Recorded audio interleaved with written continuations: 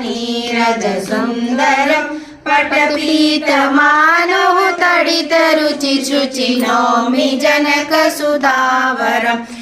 दीनबन्धु दिनेश दानवदुष्टगलननिकन्दनं रघुनन्दानन्द कंद कोशल चंद दशरथ नंदनं सिरमुकुट कुंडल तिलक चारुदार अंग विभूषणम् आजानुभुज शर चापधर संग्राम जित कर दूषणम् इति वदति तुलसीदास शंकर शेष मुनि जनरंजनम् मम हृदय कंज निवास कुरु कामादिकलदलगंजनम् मनुजाहिराचै मिलहि सोवर सरस